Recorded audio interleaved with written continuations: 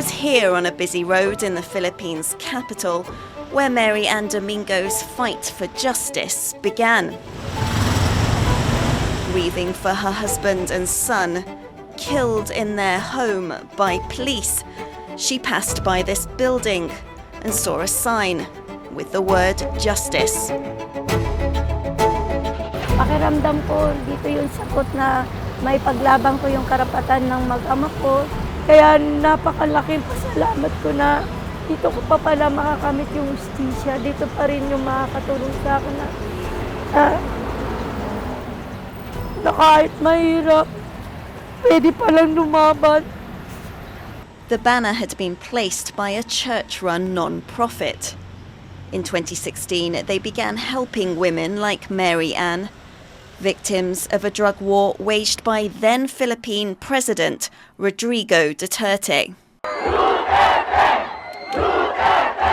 During his 6 years in power to 2022, Duterte said slaughtering drug dealers and users was necessary to save the Philippines.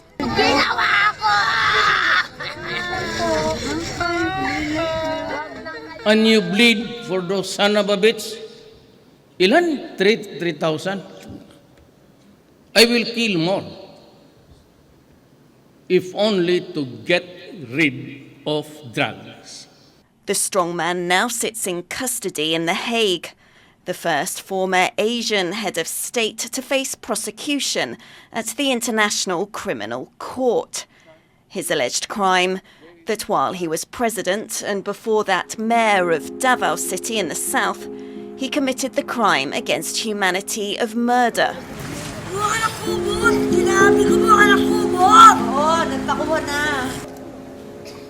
That with his blessing, police carried out extrajudicial killings of people they identified as suspected criminals. Duterte supporters say his detention is political. Today is March 28, 1945. The families of those killed hope his arrest means they will finally get justice.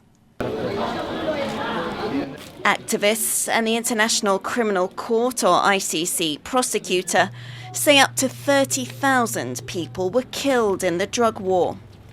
Only 4 cases have resulted in a conviction in the Philippines. The victims were mostly poor. Their relatives, in many cases, up against the police, who they say murdered their loved ones. The victims' families had to decide if they wanted to seek justice, then how? Where did they go to begin to fight the biggest battle of their lives? The sign Mary Ann saw more than 8 years ago led her here to rise up. Our organization is just a small organization of church people doing this advocacy for justice and peace. But this thing, this war on drugs, it's very huge. What started as a network of church officers and human rights advocates became an organization for victims' families who too often battled with their fear of the police and didn't know their rights. Poor Filipinos, 4 victims cannot file a case. You know why? Even the documents, they cannot access the documents. One of the mother is saying, oh, where is your, kasi we tried to get some documents. Oh, where is your police report? And the mother is saying, the police told me to go to the office at 12 midnight.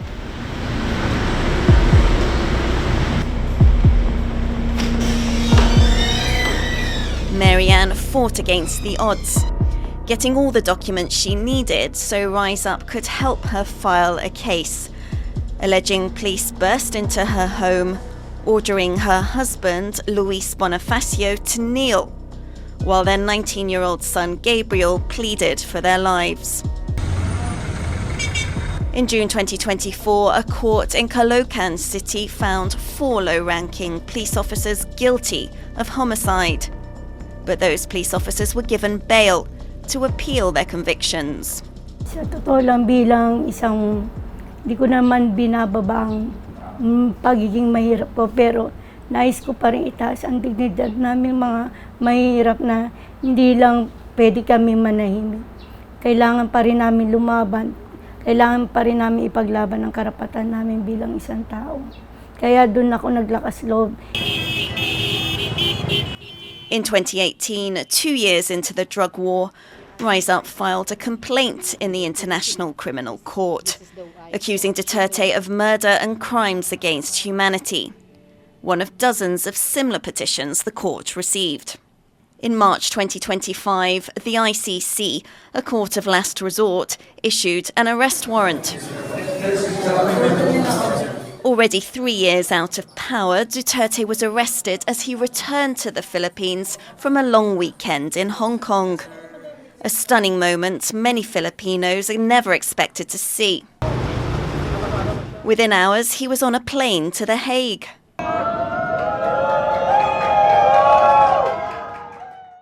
Interpol asked for help, and we obliged because we have commitments to the Interpol, which we have to fulfill. If we don't do that, they will no longer help us with other cases involving Filipino fugitives abroad. This is what the international community expects of us as the leader of a democratic country that is part of the community of nations. Duterte's supporters cried foul. The arrest happened after President Ferdinand Marcos Jr. had fallen out with his vice president, Duterte's daughter, Sara. She faces impeachment on allegations including abuse of power. She condemned her father's arrest and transfer to the ICC.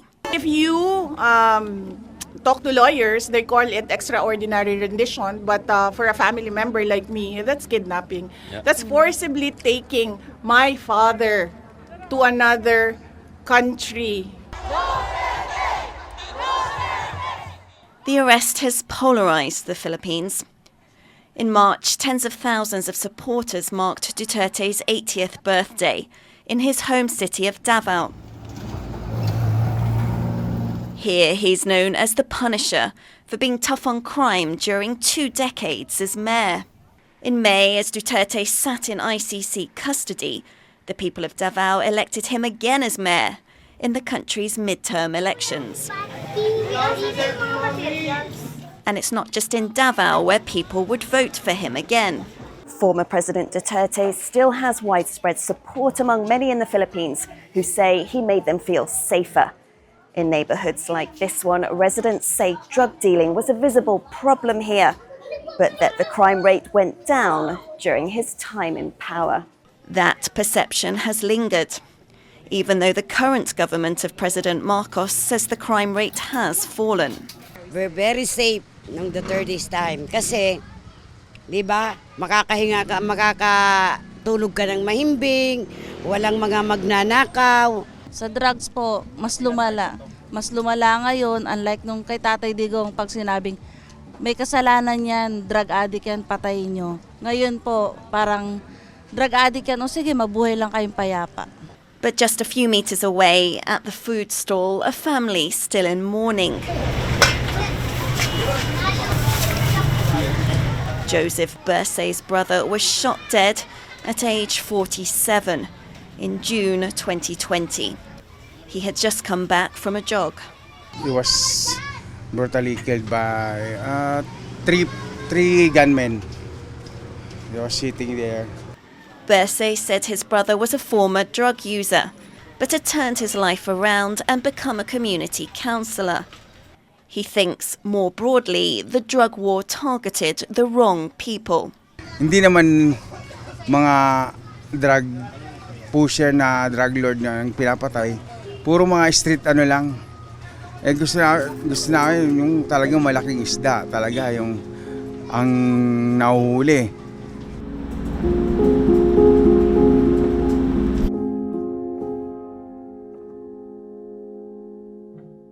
Ano po, mapagmahal po kasi siya. Pag napapagod po ako, andyan yung minamasahe niya po yung ano ko po, yung mga kamay po, yung paa ko. Marianne says her husband Luis had previously taken drugs, but had voluntarily registered with police for a rehabilitation program. He became a neighborhood volunteer helping enforce public safety. Her son Gabriel had never used drugs. He had a job as a caterer and server. Marianne is proud of how he strived to rise above poverty and encouraged his mother to go back to school. Pilit din po niya akong pinush na mag-aral para kahit matanda na daw ako, makakuha pa rin po ako ng maayos na trabaho at makuha ko pa rin po yung pangarap ko na makapagtapos na pag-aaral. Kaya yung nawala yung anak ko, parang nawala din ako ng pangarap sa buhay. Pero habang naalala ko sila, doon pa rin ako kumukuha ng lakas para ipagpatuloy namin yung pangarap namin sa buhay. Marianne left school at 13, but after Gabriel's death she went back and in her 50s finished high school. Now she is 6 months through a 4-year psychology course. Please, over to you, Madam Courtroom Officer. For Marianne and some of the other families, it's already 9 years since they lost their loved ones. In March, some gathered to watch Duterte's first appearance at an ICC hearing. He may have charges put to him at a hearing provisionally scheduled for September. The former leader's family and lawyers are trying to get him released. They say he was unjustly detained. But for the widows and mothers who lost their children, they hope they may finally see justice, with Duterte being held accountable for the thousands of deaths carried out in the name of his drug war. Malungkot kasi masasabi mo na bakit doon pa namin makakamit ang hustisya sa ibang bansa pa? Bakit hindi ba pwede dito? Masaya kasi yung ibang mga kapwa ko na masasabing masaya sila nung time na arrest si Duterte, na parang ramdam nila yung hustisya, ramdam nila yung nakamit nila talaga ang hustisya. An almost decade-long journey now continues on the other side of the world as Marianne and others seek justice for their loved ones.